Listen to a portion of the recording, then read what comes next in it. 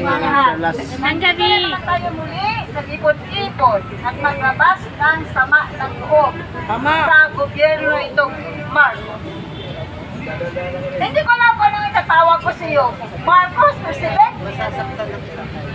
Marcos, paano ka namin nilirespetuhin? Kaya ikaw mismo, hindi ka nagpatirespeto sa amin. Saan yung pagmamahal mo, malasakit mo sa ating bayan, sa mga Pilipino, sa buong Pilipinas? Ano yung malasakit at pagmamahal?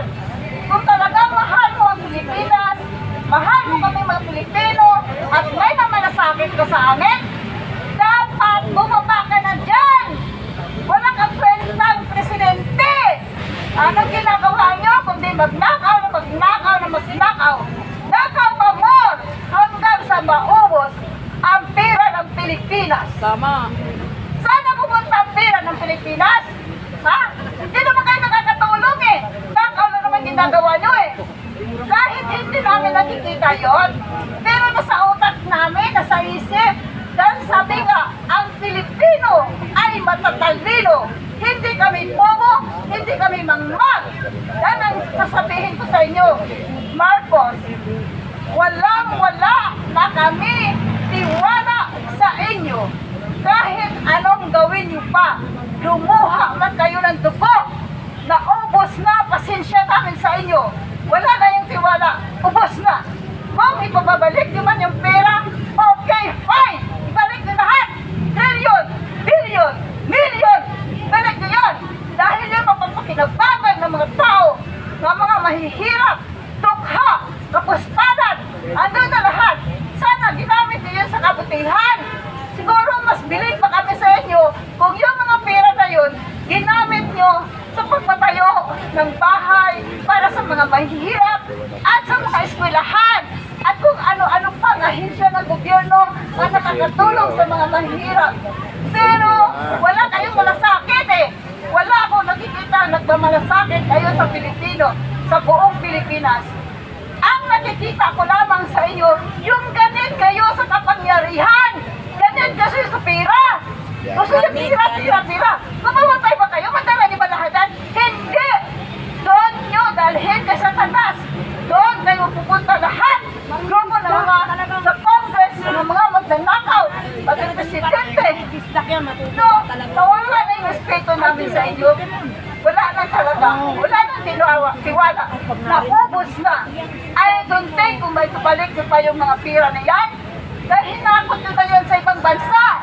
Pinamili nyo na ng mga luho nyo, mga aeroplano, helicopter, mansion, mga anak nyo, doon lahat nag-aaral sa ibang bansa.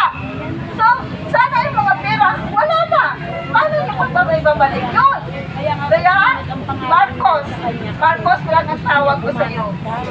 Doon na lang sasabihin ko, simple, basta, walang-wala na kami tiwala sa inyo. Wala na, ubos na ang pasensya natin. Walang batas dito sa Pilipinas. Ang may kapangyarihan dito sa Pilipinas, Pilipino, hindi kayo. Kami ang may power at hindi kayo. Dahil kami ang nagluklok sa inyo dyan. Ngayon, hihilain na namin kayo lahat dyan. Palabas sa Malacanang, palabas sa Kongreso. Ang igaganti ng taong bayan sa inyo, bibitayan kayo ng patiwarin at ibarilin kayo doon sa Lunita. Yun ang dapat sa inyo. Yun ang ganti namin sa inyo. Kung ako sa iyo, President Marcos, mag-isip-isip ka na. Bumaba ka na. Dahil kawawa ang mga Pilipinong bayan. Punta ka dito sa liwas sa Pilipasyon. Makikita mo yung mga tao dito na natutulog. Karton lang ang hinihigaan. Naghihintay ng pagkain. Walang matirahan. Kahit saan. Pumunta ko sa bundok. Nakita ko, walang hanging breaks. Mga bata, pupunta sa school.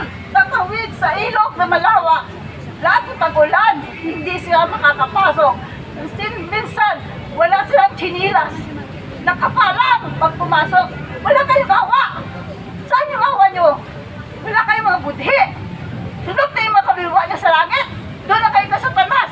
Papunta. Mark my word. Doon kayo. Simple lang yan, Marcos. Simple lang yan, mga congressman na mamagdanakaw.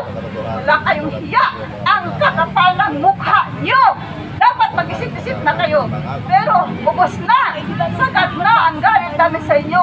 Wala na kaming tiwala sa inyo dahil sa tagagawa nyo rin.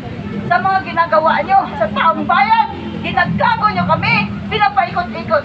Ano ginagawa nyo sa Kongreso? Pagdrama-drama kayo dyan sa Senado, pinaikot-ikot nila kami. Alam na namin yan lahat. So, hindi nyo kami pwedeng linlangin pa dahil matatalino kami.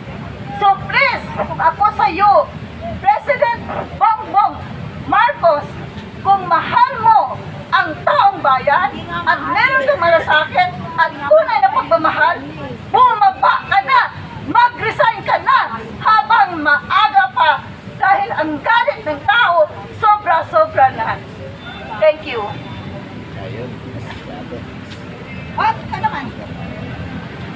Wala na. Muli ay nagpapasalamat tayo sa lahat ng mga sumusuporta sa ating adikain mula sa iba't ibang lugar. Meron tayong mga kasama galing ng Cavite. Andito si Engineer Leonard. At kayo din na mga nasa malayong lugar pa. Iwasang Bonifacio po tayo. Tatapusin natin ito kung bababa ang mga nasa Malacanang. Tama. Hindi tayo aalis sa lugar na ito hanggat walang bumababa. Isisigaw at isisigaw natin ang katiwalian. Isisigaw at isisigaw natin ang kahihiyan na kanilang pinanggagawa sa ating bansa. At kasama dyan ang ating pananalangin na hindi nakakalimot, hindi natutulog at nakikita ng Diyos ang mga nangyayaring ito. Mayroong katapusan ng lahat, tandaan natin yan. Mayroong katapusan ng lahat. Walang nagtatagal na kasamaan, lalo na itong mga pinagkatiwalaan natin ng ating boto. Walang magtatagal sa kanila. Dahil sinira nila ang ating tiwala. Ang taong nagsisira o nagsira ng tiwala, malinaw na yan ay mayroong karma. Merong yang kapalit na masakit pa sa ginawa nila sa ating bayan. Taksil. Taksil! Tama, yan ang tamang salita dyan. Kataksilan. Kataksilan yun. Dapat nga bumababa sa pwesto eh. Tama. Pati wakal eh. Kaya sa gabing ito, sa ating pagwawakas, Basta ganun ang ginagawa eh. muna, kahit na ako po ay nandiyan lamang sa Para marinig paligid, ng mga intel. Idami. ay magsipag-ingat kayo. Bantayan ninyo yung mga sarili ninyo. Dahil meron ding mga pinapadalang mga, alam nyo na kung sino yung mga yan, Oh! mga bayaran para at i-report ang kasinungalingan. Ibalita nila yung mga kasiraan. Tama. Imbis na sila'y makipag-isa, Sila. sila ay nagkikiisa sa kasamaan. Imbis na tulungan tayo na ating itaas ang moral ng Pilipino, lalo na ang mga umaasa na mayroon pang pagbabago sa ating bansa. Nakakahiya sila, nagpapabayad sila, kapwa Pilipino sinisiraan ng kapwa. Sana Ma'am magising kayo Emmy, sa good evening katotohanan. po. Ang kalawang ang sumisira sa sariling Yan, magandang bakal. hapon po dyan sa inyo. Tandaan ninyo yan. Sisirain kayo ng inyong paninira. Magwakas tayo sa panalangin. Ama, salamat sa buong maghapon. Kami yung iningatan sa kabila ng kahirapan, sa kabila ng mga damdamin na hindi namin kayang lubusang may pahayag dahil sa mga nangyayari.